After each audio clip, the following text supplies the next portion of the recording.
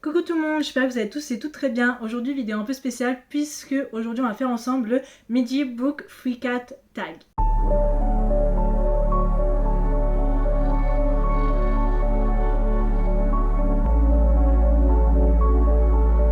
C'est le tag que chaque booktubeuse et booktubeur fait chaque année, fait en mi-d'année, puisque c'est le tag de la mi-année, c'est le tag des 6 premiers mois de l'année 2025, où en gros c'est un peu un tag rétrospectif de ce qu'on a lu, ce qu'on a aimé, ce qu'on a détesté pendant ce premier trimestre, si on peut dire.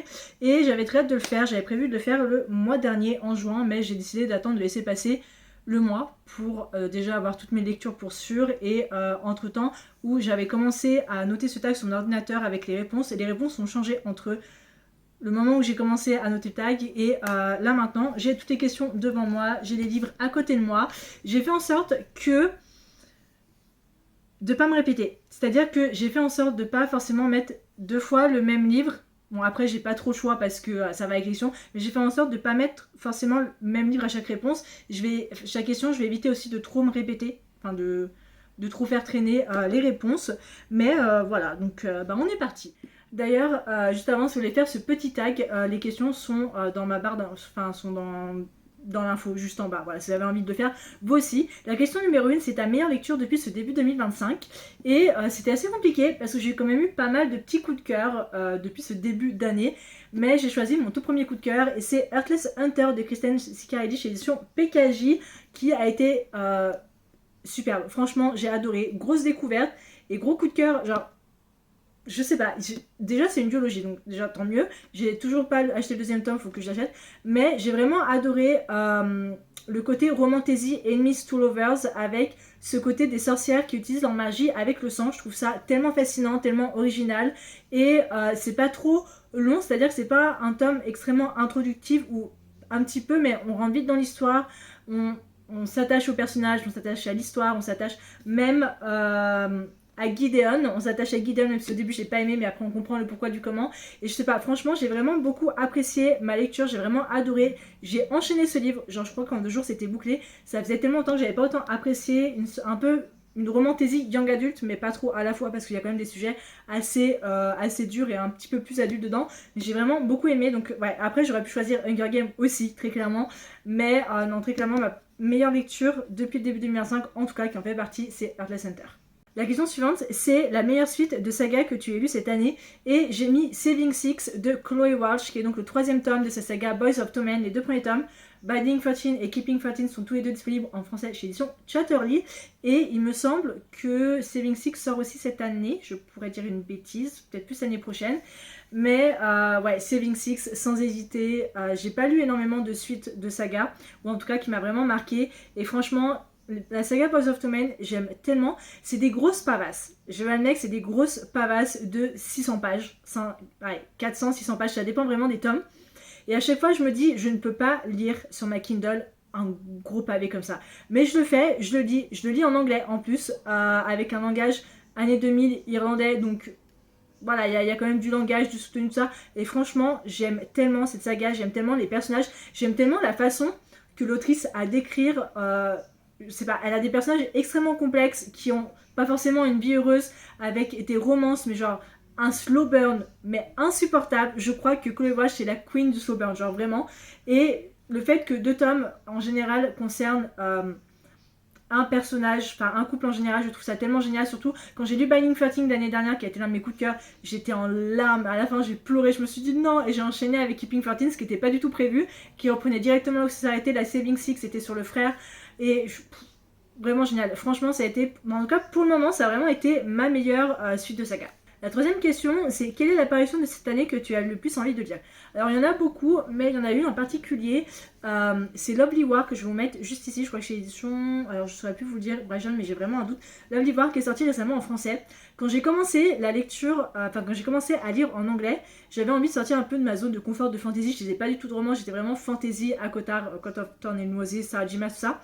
Et la couverture de L'Aube d'Ivoire, à l'époque quand je commençais vraiment à regarder le booktube anglophone, il y a beaucoup de personnes qui parlaient de L'Aube d'Ivoire, qui avaient vraiment adoré ce côté historique, fiction, romance, avec je crois qu'il y a un chouïa de fantasy.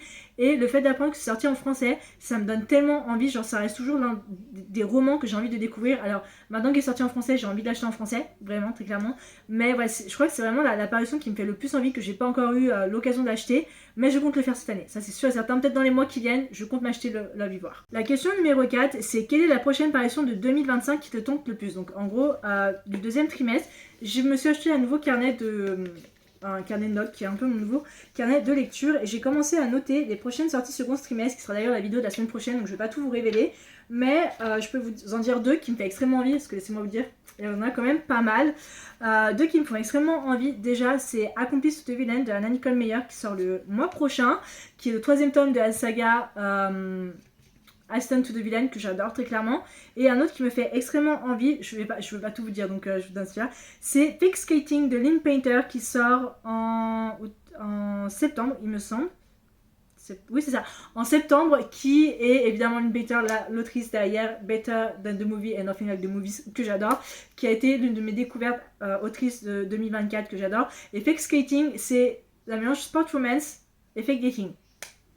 Voilà, c'est vraiment deux des parutions qui me fait le plus envie. Après il y en a d'autres mais on verra la semaine prochaine. Mais c'est vraiment les deux qui me font vraiment le plus envie, où je me dis, ceux-là je vais les acheter, ceux-là c'est sûr et certain, je vais les acheter en physique. La question numéro 5, c'est quelle est ta pire déception en 2025? Et pour moi, alors j'ai pas forcément mis de très très mauvaises notes, genre il n'y a pas de 2, 2,5 ou 1, mais ça a été la saga Off Campus de Elle Kennedy. On a tellement vendu comme la queen, Elle Kennedy c'est la queen de la sport romance, c'est la première et tout, avec la saga Off Campus chez Hugo Romanza. Et mon but c'était de lire The Deal pour cette année 2025, chose que j'ai faite. J'ai quand même enchaîné. Mais il n'y a aucune note qui allait au-dessus de 3, 3,5. Genre à tel point que j'ai même pas lu le dernier tome. Genre j'ai DNF le dernier tome, enfin le tome 4, et je me suis dit je vais pas lire le tome 5, genre ça me donnait absolument pas envie. Alors avec l'arrivée de la série, je l'ai lu quand même avec l'arrivée de la série, on a vu le casting, tout ça, je comprends pourquoi les gens sont pas d'accord. Moi aussi niveau casting je suis genre non, même si j'ai pas apprécié, mais j'ai pas du tout aimé. Alors je sais, ça date quand même 2015, enfin 2014-2015, il y a ce côté aussi de langage très cru, langage très Wattpadesque. Je sais pas si c'est un mot, mais voilà, c'est un mot maintenant, Wattpadesque. Et je sais pas, j'ai pas du tout apprécié. J'aime la romance et tout ça, j'aime les personnages, mais il y a des moments où j'étais pas autant attachée que ça. Et j'ai pas autant apprécié la saga. Donc franchement, en vrai, j'en ai eu des romans où j'ai noté 3,5 tout ça. J'aurais pu mettre Percy Jackson, mais à côté, la saga Off Campus, ça a vraiment été ma pire déception de 2025 parce que on a tellement vendu que je m'attendais à vraiment plus. La question numéro 6, c'est quelle est la meilleure surprise de l'année? Et ben pour moi, ça a été Fantasma de Kaylee Smith, qui est sorti récemment en français, que j'ai adoré. Et vous savez, c'est l'un des romans depuis janvier, si vous voyez les vidéos Mappal, que j'essaye de sortir plusieurs fois et que j'ai pas réussi, jusqu'à je crois en mai il me semble, que je l'ai sorti, je l'ai lu et qu'est-ce que j'ai adoré. Mais franchement, je ne pensais pas du tout. On me l'a vendu comme ces caravales un peu dark romance, avec 7 péchés capitaux et tout, avec une vague un peu Hunger Games. J'ai fait d'accord. Et en effet, on me l'a beaucoup vendu et j'ai vraiment beaucoup aimé. Je comprends pourquoi c'était autant une hype. Même pour moi, j'ai vraiment surkiffé. J'ai adoré l'ambiance Nouvelle-Orléans, Regency, Era. J'ai adoré les personnages, j'ai adoré l'univers, l'ambiance. Vraiment, il y a vraiment ces vibes très caravane, mais un peu plus adulte, que j'ai vraiment surkiffé. Ça a été une très bonne surprise. Question numéro 7, c'est quelle est ta nouvelle autrice préférée découverte cette année? Bon, c'était auteur-autrice, mais j'ai lu plus d'autrices que d'auteurs. Et il y en avait deux, mais j'ai choisi Danielle L. Johnson qui a écrit la saga Le Pont des Tempêtes. J'ai le tome 1 et 2 en poche, disponible chez l'édition Brajlon, que j'adore d'ailleurs, je trouve les éditions magnifiques. Et je suis partie complètement à l'inconnu, et je sais que Danielle L. Johnson c'est quand même une autrice qui écrit quand même pas mal de choses. J'avais un peu, en fait, dans ma tête, pour moi, Danielle L. Johnson c'était Jennifer Eyler-Montroy, mais absolument pas. Mais je sais qu'elle a écrit une autre saga, là il y a un tome 2 qui va sortir, une sorte de Viking, tout ça, que j'ai très envie de découvrir maintenant. Mais j'ai beaucoup aimé sa plume, j'ai beaucoup aimé la façon qu'elle a de raconter des histoires, le côté assez politique dedans, dans ses romans, mais qui sont pas trop fixés dessus, parce que moi tout ce qui est très politique, statistique, tout ça, général, combat, c'est pas du tout mon genre, surtout dans la romance, dans la fantasy.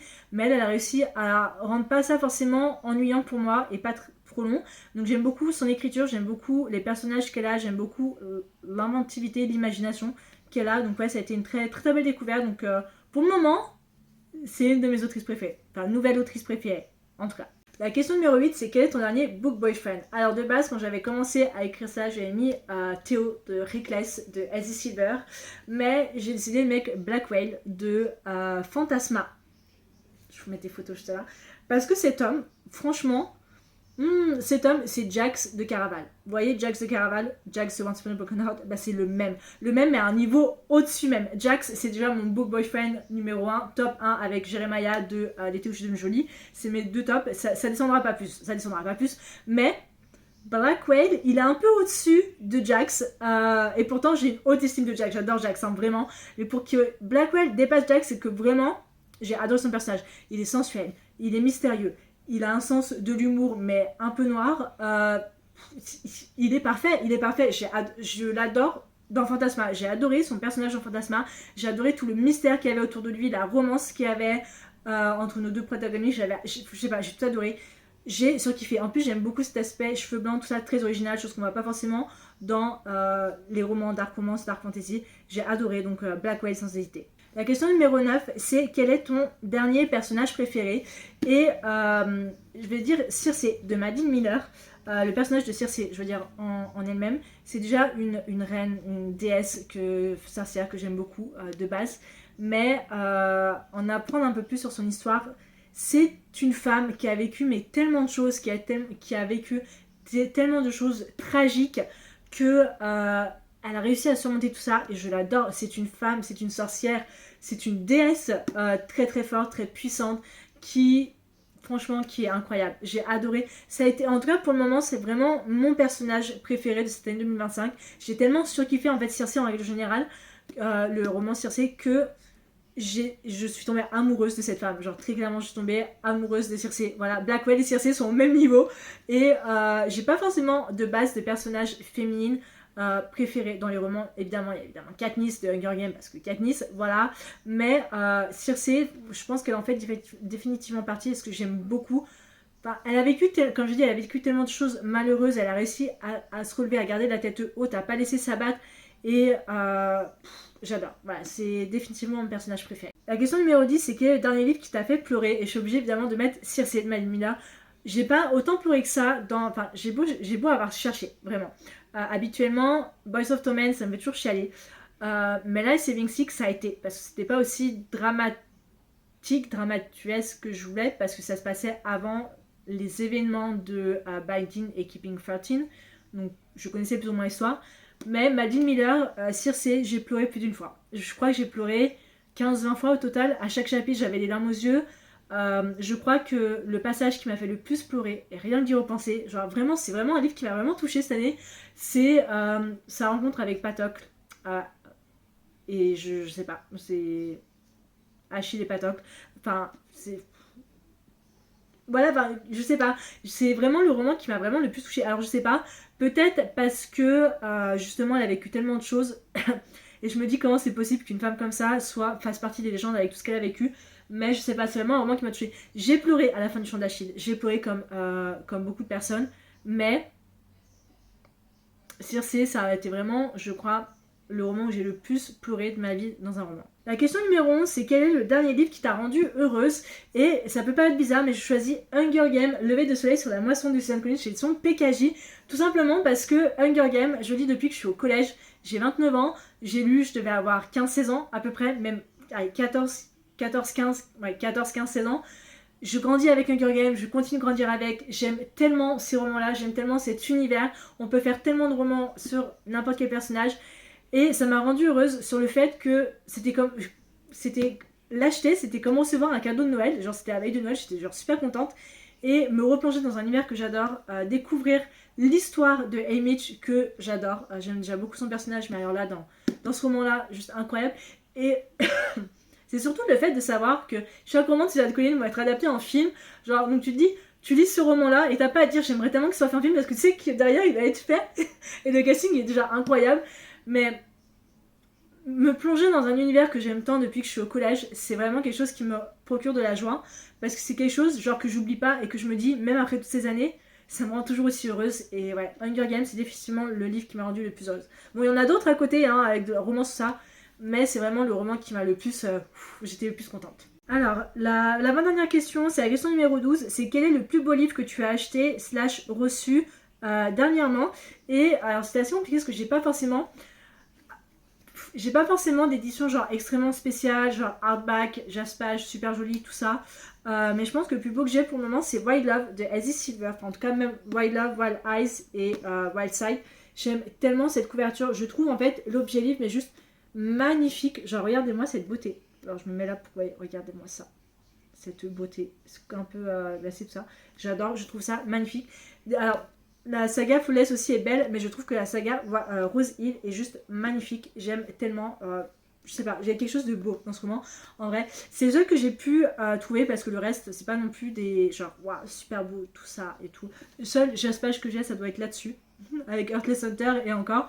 Mais voilà, ouais, je trouve l'objet livre juste vraiment magnifique et les autres romans à côté sont toutes aussi beaux. Et ouais, je suis contente d'avoir ces éditions là parce que alors la version française que je sais pas si elle va sortir parce qu'ils ont quand même sorti Chestnut Wings et le Gold Rush Ranch donc Off to the Races donc gagné à tout prix et je crois qu'ils ont même pas fini de sortir Chestnut Wings d'ailleurs à côté donc je sais pas si sortiront la saga Rose Hill, chose qui devrait sortir parce que vu que ça va être adapté en série ils ont pas trop de choix en France de sortir mais je sais pas s'ils vont garder la même couverture, j'espère que c'est en tout cas mais je la trouve magnifique. La 13e et dernière question c'est quel est le livre que tu veux absolument lire en cette fin de 2025 et je vais pas vous mentir c'est à peu près tous les livres qu'il y a sur mes 25 livres pour 2025 mais en vrai ceux qui me restent déjà il y a Quicksilver de Kali Arts qui sort cette année en français que je meurs d'envie de découvrir mais je sais que c'est de la high fantasy et pour moi la high fantasy en anglais c'est quelque chose que mon cerveau n'arrive pas forcément à assimiler ou à suivre et des fois je passe à côté de très belles pépites mais là vu que ça sort en français c'est vraiment l'un des romans que j'ai très envie de lire. Sinon en vrai il y a aussi c'est quelque chose. Il y a aussi, alors, People Will Meet on Vacation. De base, ça a été annoncé que le film avec Tom Blyth devait sortir sur Netflix cette année, mais la sortie la plus récente a été annoncée qu'il devait sortir début janvier 2026. Ce qui fait que moi, je m'étais lancée, je vais dire pour cet été, parce qu'il va sortir en septembre, mais alors pas du tout. Donc, Quicksilver et People Will Meet on Vacation. People Will Meet on Vacation, je vais dire en décembre. Je vais le lire en décembre pour janvier. Genre un roman d'été en hiver. Bon, pourquoi pas. Mais c'est les deux romans en tout cas qui me font le plus envie, que j'ai le plus envie de lire. Bon, après, évidemment, il y a tout ce qui est Fearless, aussi de Lauren Roberts que j'aimerais beaucoup lire. Manuel Paz, Long Way Home, bon, je compte lire ce mois-ci, donc en vrai ça va. Nothing Like the Movies. Red Rising, a It in His Kiss, A Number in the Ashes, Un palais de flammes et d'argent. Je suis très sûre de vouloir continuer la saga à Cotard, on en parlera plus tard. Mais ouais, c'est vraiment, en tout cas, c'est vraiment les deux romans qui me font le plus envie. Donc voilà, c'était tout en ce qui concernait le Media Book Recap Tag. J'espère en tout cas que cette vidéo vous a plu. Écoutez, pour ma part, moi, j'ai aimé faire cette vidéo. Côté lecture, je m'en sors bien. Je suis à mon 4e roman. Je suis en train de lire Deep End de Ali Hazelwood que j'aime beaucoup. Je vais ensuite enchaîner avec The Perfect Son de Freida McFadden parce qu'un peu de Freida McFadden, tant mieux. Et en vrai, je pense que je suis capable de lire quand même mes 10 livres pour ce mois-ci et même en rajouter un autre parce que j'aimerais lire ma Oxford Years. Avant le mois prochain parce que le mois prochain en août il y a le film avec Sophia Carson qui sort et c'est un roman que je voulais lire déjà depuis longtemps et vu que j'aime bien lire les romans adaptés, enfin les romans avant la sortie des films, pourquoi pas. Dans tous les cas j'espère que la vidéo vous a plu et la semaine prochaine, j'ai déjà choisi ma prochaine vidéo comme ça à l'avance d'être. La semaine prochaine c'est justement ce dont je vous parlais, je vais vous parler des sorties second trimestre qui me font envie. Voilà, alors beaucoup de livres en anglais, peut-être 2-3 livres en français, c'est tout, mais voilà en tout cas j'ai de juillet jusqu'à novembre. J'ai pas trouvé en décembre. Mais bon, voilà. Dans tous les cas, j'espère que la vidéo vous a plu. Je vous retrouve la prochaine fois pour une prochaine vidéo. Ciao!